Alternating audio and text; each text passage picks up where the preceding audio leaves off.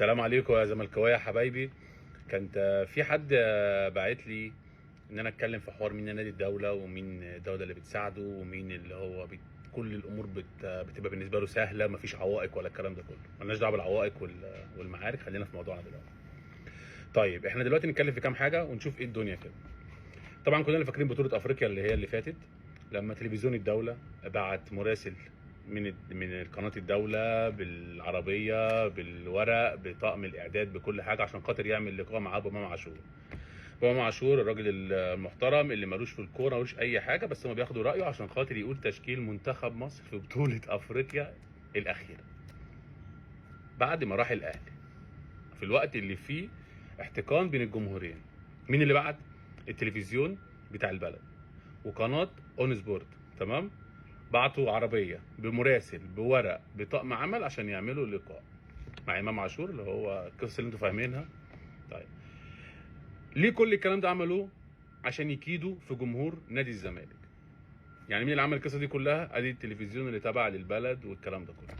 نفتكر موقف تاني، لما الزمالك خد الدوري والتلفزيون جايب الزمالك، المفروض التلفزيون ما يقطعش على البطل، لا، التلفزيون عمل ايه؟ قطع عن نادي الزمالك احتفالاته بالدوري وراح نقل ارسال لملعب الجونه، جايب كابتن محمود الخطيب نزل ارض الملعب بيواسي لعيبته، بيقول لهم معلش وتعوضوا السنه الجايه وبتاع، عشان يطلع الاعلام اللي هو بيساند الزمالك زي ما في طبعا جمهور محو الاميه فاكر ان هو ايه بقى، بيقول لهم معلش وتعوضوا ويقولوا يا سلام الله عليك يا خطيب، هو ده الرئيس وهو. موقف مثلا ثالث، الزمالك لما خد الدوري منعوا نزول اسر اللعيبه، منعوا نزول اي لاعب خارج ال 18 ارض الملعب يحتفل مع لاعب، يعكننوا على الزمالك. شيكابالا توقف وبص عملوا مشاكل عشان يعكننوا على الزمالك. الاهلي لما خد اول بطوله بعدها ايه اللي حصل؟ اللعيبه نزلت وكل واحد ومراته نزلت وقرايبه وجيرانه ونسيبه وقصه انتوا فاهمينها دي كلها. ادي موقف عندك موقف طبعا بقى محدش يقدر ينساه، بتاع كابتن الشناوي لما اتطرد في ماتش والعقوبه كانت 4 مباريات، وبعد كده راحوا قللوها عشان الماتش عشان يلحق ماتش بيراميدز. ادي موقف تاني. بطل عم محمد. غير طبعا مشكله امام عاشور لما شتم جمهور الاهلي وهزقه بالاب وبالام ورئيس النادي الحالي والرئيس التاريخي، اتوقف بعدها بيوم. قال لك 12 ماتش وقصص. محمود عبد المنعم كهربا عمل ايه؟ اوف مش عارف ايه، العقوبه نزلت بعدها ب7 اشهر. ده نادي الدوله صح؟ ده اللي بتحكوا عليه. ايه الافلام اللي انتوا بتحاولوا توصلوها للناس؟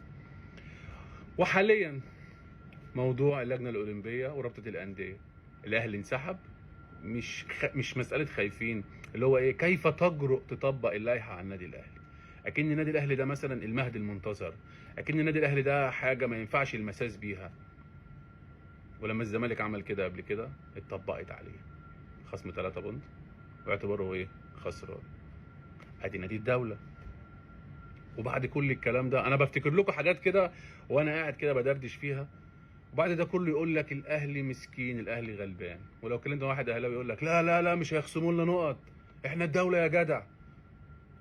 وفي نفس الوقت يقول لك الزمالك نادي الدوله. شيكابالا لما قال لاحمد مجاهد انت اهلاوي توقف قد ايه؟ عشان قال له انت بس اهلاوي. كهربا لما اتخانق مع محمد فضل عضو الاتحاد المصري، ايه اللي حصل له؟ خلصت قعده شاي.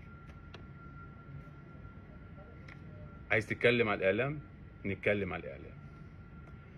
الاعلام او القنوات لما بيتكلموا يهاجموا لعيبه الزمالك قبل ما تلعب، وعندنا امثله كتيره في بنتايك والحوارات اللي انتوا فاهمينها دي. ما يجرؤش يقول عن الاهلي صفقاته فاشله. بورنو سافيو راح فين؟ جه ومشي ورفع قضيه وكسبها وفلوسه راحت. يوسف ايمن فين؟ يوسف ايمن جه ومشي ومحدش يعرف عنه حاجه. الصفقات المغاربه اللي جايين يتعالجوا بملايين محدش من الاعلام يقدر يتكلم.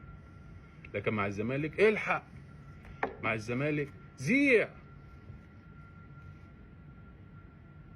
ايه تاني عايزين تقولوه ولا ايه الدنيا؟ والمصحف